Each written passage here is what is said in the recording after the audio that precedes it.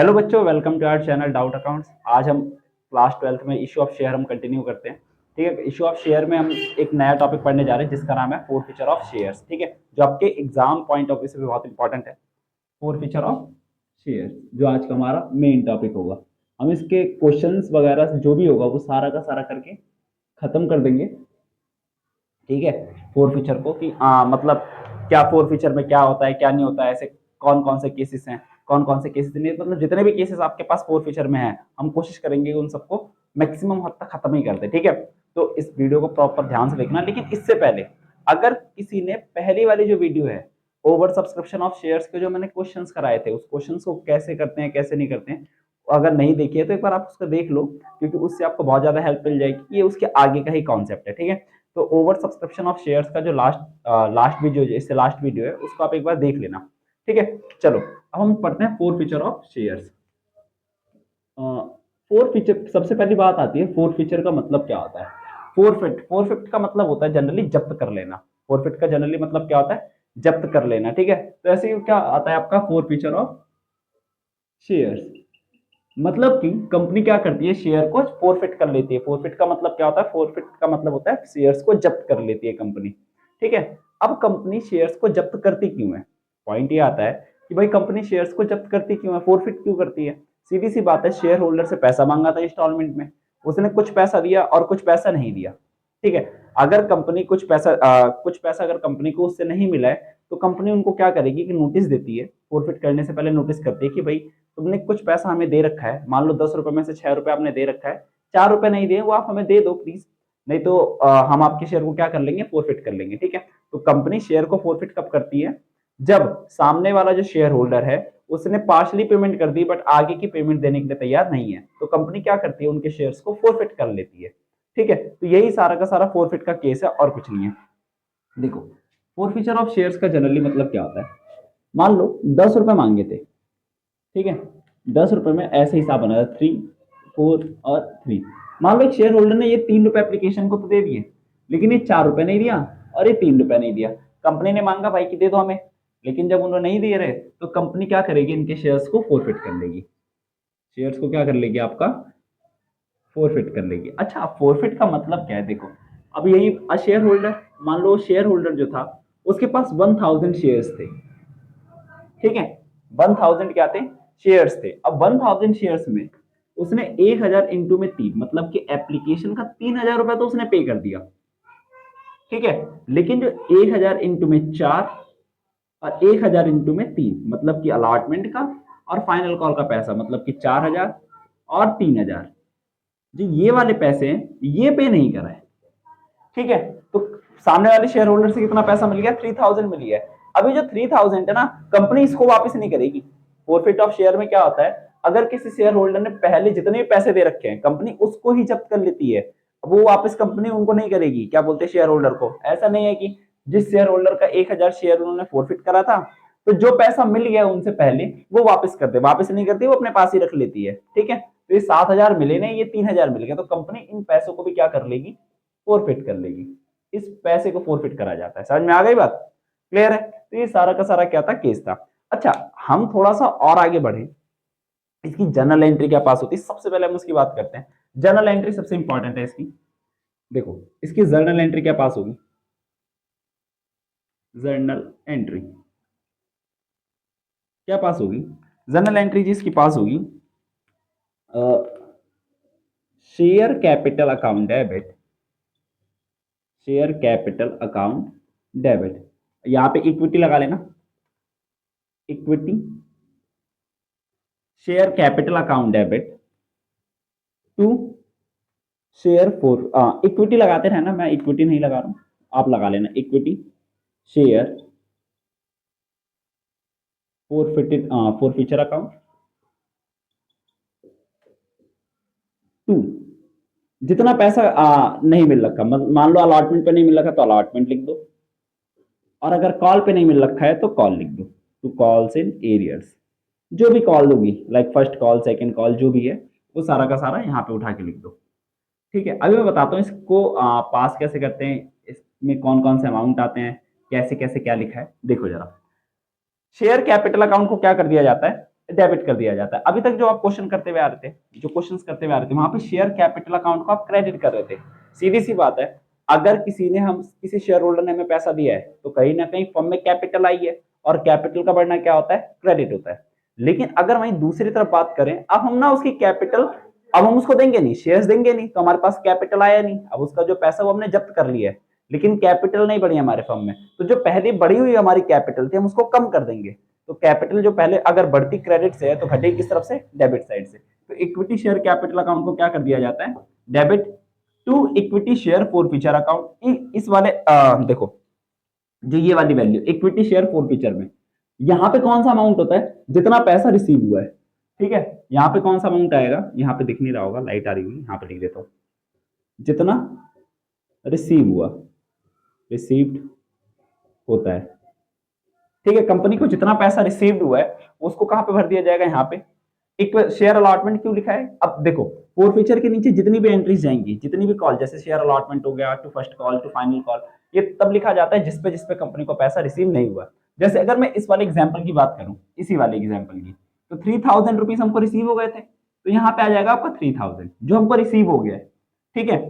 Share allotment में कितना पैसा जाएगा, जो इसने अलॉटमेंट का मतलब मान लो 4000 रुपए पे नहीं करा, तो ये 4000 यहाँ जाएगा। तो फाइनल कॉल पे नहीं गया, तो यहाँ पे मैंने कॉल से लिख रखा है ना, तो आप ऐसे लिखना, to share first and final call account, ठीक है। ये वाला पैसा हमको रिसीव नहीं हुआ है, तो शेयर फॉरफीचर के नीचे जितनी भी चीजें जाएंगी वो सारी उससे क्रेडिट होंगी जितना पैसा हमको रिसीव नहीं हुआ, मतलब कि कंपनी को रिसीव नहीं हुआ। हो सकता है कि अलॉटमेंट का भी पैसा दे दिया, तो यहाँ पे अलॉटमेंट ना लिख के मैं share first and final call लिखता, ठीक है। तो ये एक नॉर्मल सी जनरल एंट्री, और कुछ है नहीं इसमें। लेकिन यहाँ पे एक बात और लिख देते हैं, सिक्योरिटीज प्रीमियम, ये आप नोट कर लेना, जब ये आप अभी हम क्वेश्चंस में आएंगे ना, तब मैं आपको बताऊंगा। Securities premium reserve account debit, ठीक है। इसके बारे में हम बाद में बात करेंगे। सिक्योरिटीज प्रीमियम मैंने वहां पे ब्लैक से क्यों लिखा हुआ है, ये हालांकि ये तो मैंने ऐसे लिख दिया, लेकिन जो ये ब्लैक से लिखा हुआ है हम इसकी बात तब करेंगे जब क्वेश्चन आ जाएगा, ठीक है। आपको क्वेश्चन में ज्यादा अच्छे से क्लियर हो जाएगा, ठीक है। तो ये क्या थी, आपकी जनरल एंट्रीज थी। इसमें एक चीज और है, मैंने सब कुछ आपको बता दिया। फोरफिट में कौन सा अमाउंट जाएगा, जितना रिसीव हुआ, उसके नीचे कौन कौन सी चीज जाएंगी, जितना पैसा रिसीव नहीं हुआ है। इक्विटी शेयर कैपिटल में क्या जाएगा, शेयर्स, यहाँ पे कैसे मल्टीप्लाई, शेयर्स इनटू में कॉल्ड अप। अब देखो दो कॉन्सेप्ट आते हैं, एक आता है आपका कॉल्ड अप और एक आता है आपका पेड अप। कॉल्ड अप का मतलब क्या होता है, कॉल्ड अप का मतलब होता है जितना कंपनी ने पैसा मांगा है, जितना पैसा कंपनी ने मांगा, कंपनी ने पैसा जितना मांगा है, ठीक है। और पेडअप का मतलब क्या होता है, पेडअप का मतलब होता है जितना शेयर होल्डर से हमको रिसीव हुआ उसको क्या बोला जाएगा, आपका पेडअप बोला जाएगा। अब जितना रिसीव हुआ, ठीक है।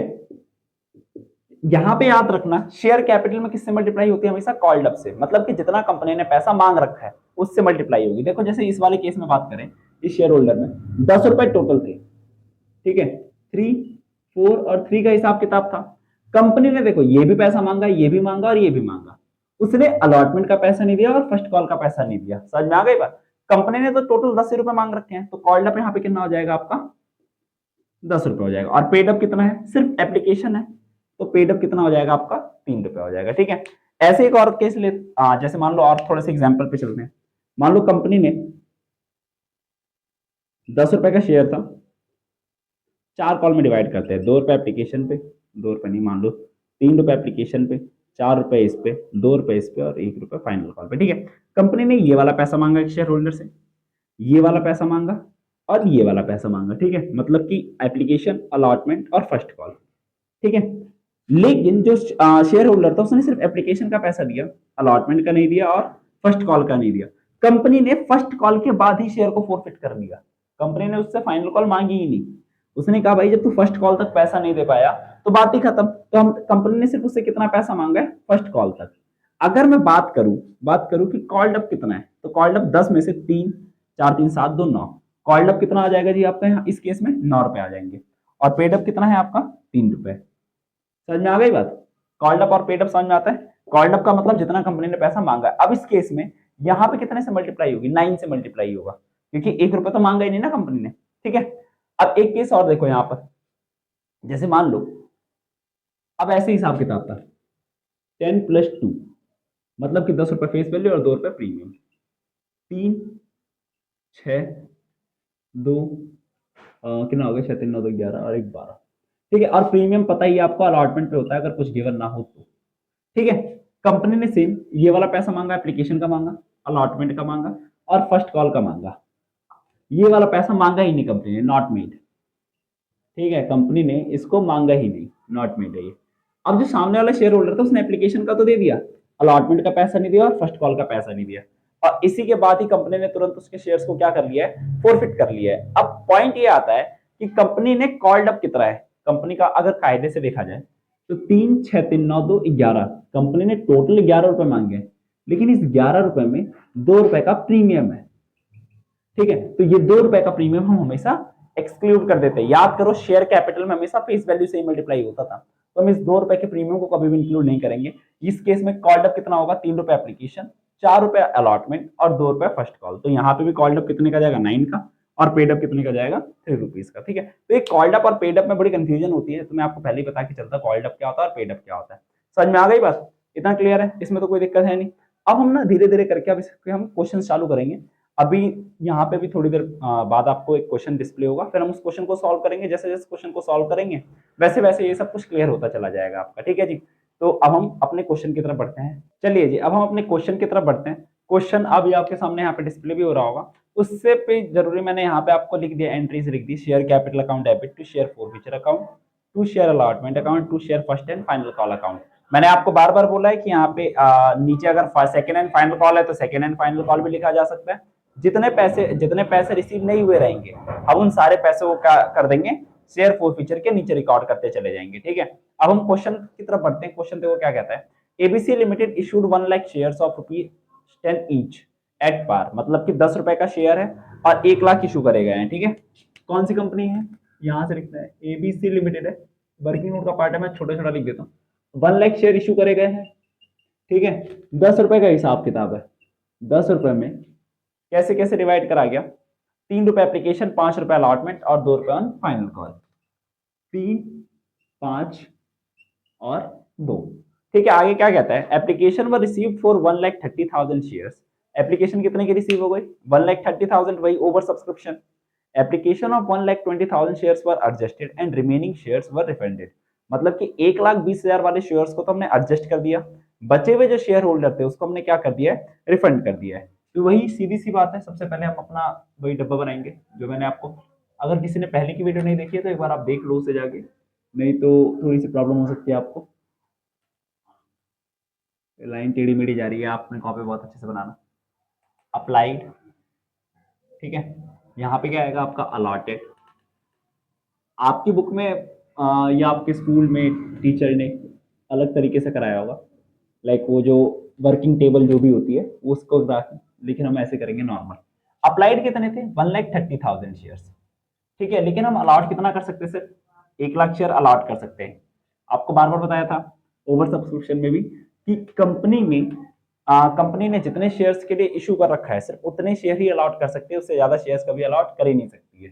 क्या बोला गया है, 1,20,000 शेयर वालों को एडजस्ट कर दिया गया, मतलब कि 1,20,000 वाले जो शेयर होल्डर थे उनको कितने शेयर्स दे दिए, पूरे के पूरे 1 लाख शेयर्स दे दिए, बचे हुए 20,000 को एडजस्ट कर दिए। ठीक है, जो 10,000 रिमेनिंग शेयर होल्डर्स थे उनका पैसा क्या हो गया, रिफंड हो गया। ठीक है, ऊपर वाली जो लाइन होती है वो कौन सी होती है, आपकी टोटल की लाइन होती है। तो टोटल एडजस्ट करा है 20,000 और रिफंड करा है 10,000। ठीक है, ये क्या था आपका एक नॉर्मल सा केस था, ज्यादा कुछ था नहीं इसमें। अब क्या कहता है, all the money were received accept a share holder who was applied 2,400 share did not pay the allotment money। ठीक है, and final call money his shares were immediately forfeited। क्या हुआ, एक शेयर होल्डर है, अब हम वर्किंग नोट बनाते हैं, वर्किंग नोट का पार्ट लेते हैं। वर्किंग नोट में क्या कहता है, एक शेयर होल्डर है जो 10 रुपए की कॉल थी ना, 10 की कॉल थी, 3, 4 और 3, ये दे दिया, ये नहीं दिया और ये दिया नहीं। इसके बाद इस कंपनी ने क्या कर लिया, इसके शेयर्स को फॉरफिट कर लिया है। ठीक है, इसके शेयर्स को क्या कर लिया गया, फॉरफिट कर लिया गया। अब देखो शेयर होल्डर जो है उसने अप्लाई कितने करे थे, अप्लाइड है जी 2,400, तो हमको इसका पहले अलॉट निकालना पड़ेगा। मैंने आपको बताया था ओवर सब्सक्रिप्शन का केस हो, है ना, ओवर सब्सक्रिप्शन का केस है और एप्लीकेशन के जस्ट तुरंत बाद वाला पैसा अगर पे नहीं है तो हमको कुछ लाइनें लिखनी पड़ती हैं, जो कि अभी हम लिखेंगे। 2400 शेयर्स थे, जो निकालना है उसको रखो ऊपर, जो नहीं निकालना उसको रखो नीचे। अब हमको निकालना क्या है, अलॉटमेंट, तो 1 लाख आगे अलॉटेड वैल्यू, और क्या नहीं निकालना है, 1,20,000, मतलब अप्लाइड नहीं निकालना है, तो 1,20,000 आ गया नीचे। इसको सॉल्व कर दो तो आपका आंसर कितना आ जाएगा, 2000 शेयर्स। ठीक है, तो मतलब कि इसको अलॉट कितने का, सॉरी, इसने अप्लाई तो 2000 करे थे, सॉरी 2400 करे थे, लेकिन इसको अलॉट कितने करे जाएंगे, सिर्फ 2000 शेयर्स ही अलॉट करे जाएंगे। ठीक है, अच्छा एक बात याद रखना, यहाँ पे इसके हिसाब से देखेंगे 1,20,000 वाले शेयर को 1 लाख शेयर्स दिए गए। ठीक है, 130 मत कर देना नीचे, यहाँ पे डिवाइड 130 से नहीं होगा। यहाँ पे हमेशा किससे, कौन सी कैटेगरी से होता है, जिसमें एडजस्टमेंट चलती है। अब ये वाला तो रिफंड वाला पैसा है ना, तो रिफंड तो हुआ ही नहीं है, एडजस्ट कहाँ से हुआ होगा, 1,20,000 वालों को 1 लाख शेयर्स दिए गए, तो यहाँ पे उसी से डिवाइड मल्टीप्लाई होगा। ठीक है, इस बात को थोड़ा सा याद रखना, थोड़ी दिक्कत हो जाती है नहीं तो।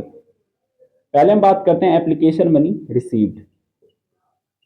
Application money received, application money receive कितने की है, 2400 शेयर्स थे, 3 रुपए का एक था।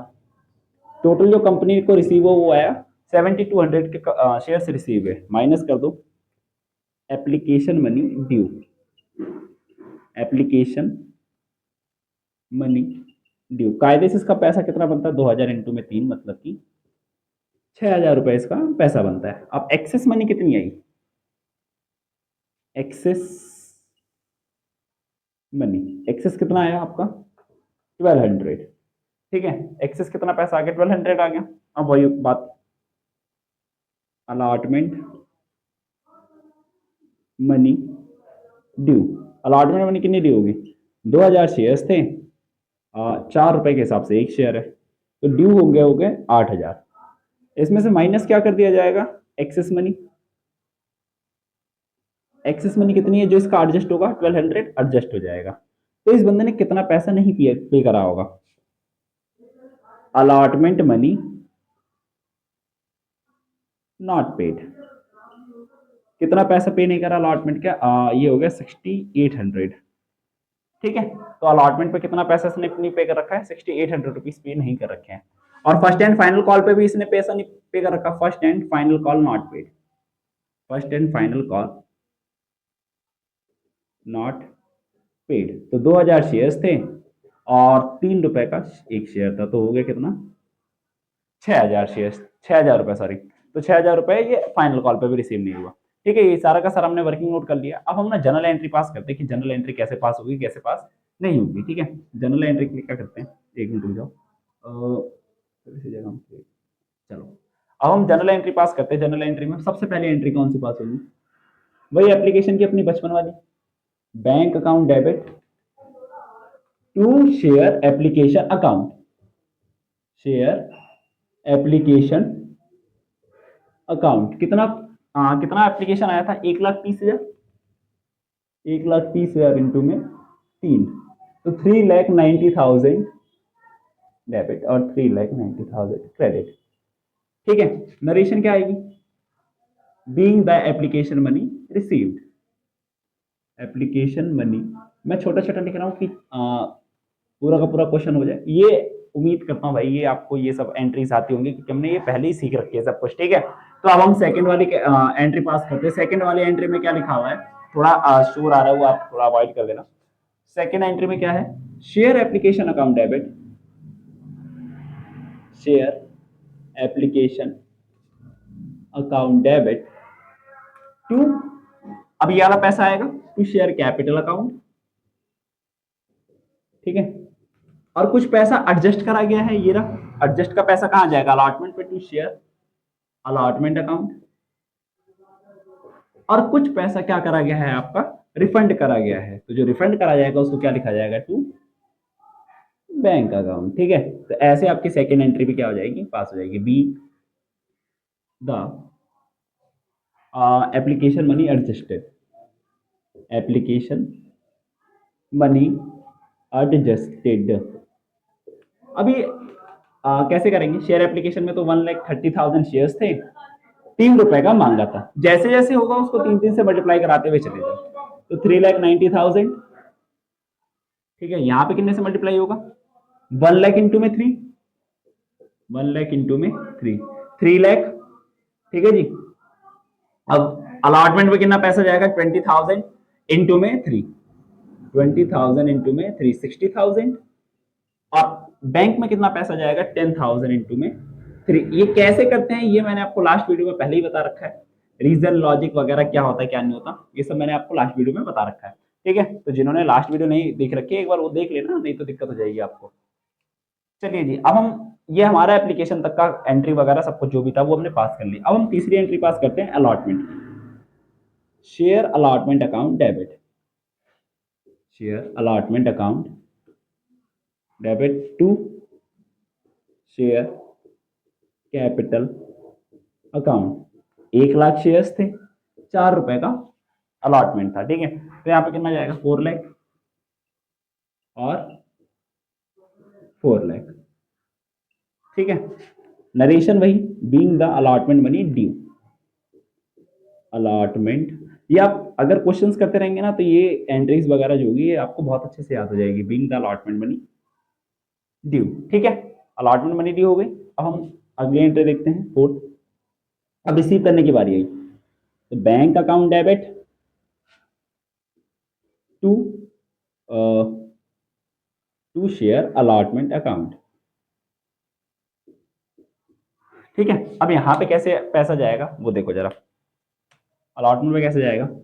कायदे से टोटल पैसा मांगना था ₹4 लाख, लेकिन उसमें से ऑलरेडी हमको ₹60,000 रिसीव हो रखा है, ठीक है। और एक बंदा था जिसने ₹6,800 ये वाले पे नहीं कर रखे थे, ठीक है, हमने निकाल रखा है पहले। तो ₹6,800 यहाँ से भी क्या कर दो? माइनस कर दो। तो 4 लाख में 60,000 है 340, 340 में से 6 गया, कितना बचेगा? 340, 334, 333, 200, है ना? शायद यही बचेगा मेरे हिसाब से। एक बार हम कर लेते हैं, हमारे पास कैलकुलेटर भी है। 4 लाख माइनस 66,800, 333,200, ठीक है। ये हमारा बिल्कुल सही आया हुआ है, ठीक है। नरेशन हम कई वही normal, being the allotment money received, allotment money received, ठीक है। तो ये हमारा सारा का सारा ये हो गया। अब मैं इसे इसको इरेज कर देता हूँ क्योंकि अभी ये आई जाएगी एंट्री, देखो जरा,